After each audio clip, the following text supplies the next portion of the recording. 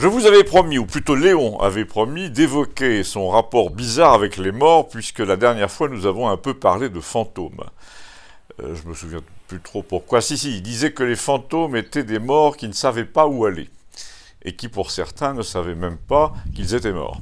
Et pour illustrer ce qu'il disait, il nous a rappelé cette anecdote que pour ma part je connaissais déjà, celle de ses 6 ans et demi, qu'en vivant avec ses parents dans une maison assez grande, mais privée, il disait avoir parlé dans l'escalier avec un vieux monsieur qui promenait un chien blanc, rencontre que ses parents avaient prise pour une affabulation. Or, 2 ans plus tard, une personne ayant vécu non loin de là, dans le lotissement voisin, a évoqué devant sa mère, tout à fait par hasard, les derniers occupants de la maison, une famille et un vieux monsieur veuf qui avait un grand chien blanc. Là, la mère a commencé à nourrir des soupçons sur la normalité de son fils, soupçons qui se sont largement vérifiés depuis, a dit Vladimir avec bienveillance. Vladimir était rentré il y a 5 jours en avion du nord de l'Allemagne avec Frédéric de la Renardière, aux commandes de cet appareil. Leur organisation à nos 2 compères était bien huilée désormais. Notre aérodrome local, je veux dire celui de Villeneuve, avait une piste très longue,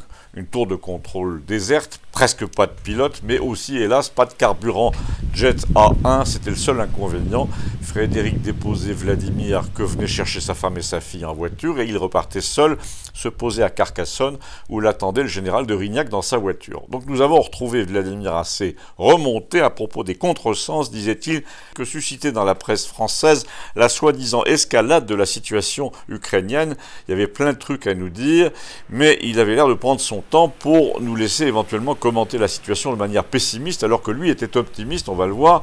Il attendait naturellement que l'abonné au Monde se mette à proférer exactement au mot près tout ce que disait la presse, pour pouvoir le démentir, lui qui comprenait le russe et qui se tenait au courant à chaque instant avec son téléphone portable. Mais au moment où, en effet, notre abonné au Monde s'apprêtait à commencer ses jérémiades sur le ton Trump et ton Musk, la conversation a brutalement et provisoirement changé de sujet, comme souvent, parce que Léon a rappelé que la guerre en Ukraine, c'était 500 000 morts qui n'avaient rien demandé, et qui, même s'ils étaient probablement contents pour la plupart d'avoir quitté cet enfer, comportait un pourcentage énorme de mécontents, au contraire, qui auraient voulu vivre.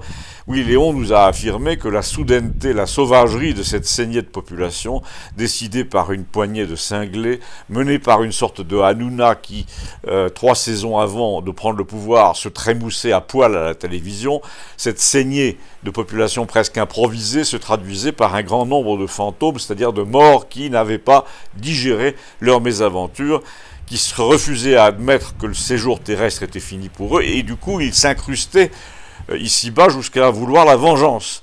Là, évidemment, c'était trop pour l'abonné au Monde, qui a haussé les épaules et qui a commencé par « en attendant », ce qui voulait dire qu'il avait un argument fort à nous opposer.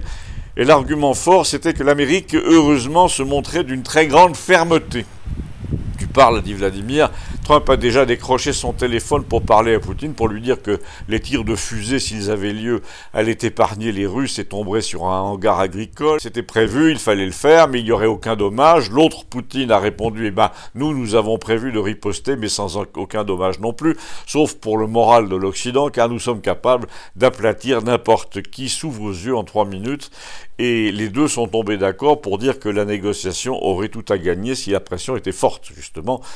Le monde entier accueillerait avec soulagement l'accord de cessez-le-feu, et plus le feu serait nourri juste avant, plus le soulagement serait grand. Là, Léon a insisté sur la punition collatérale qui était réservée à l'horrible Zelensky et à tous ses copains, dont Macron.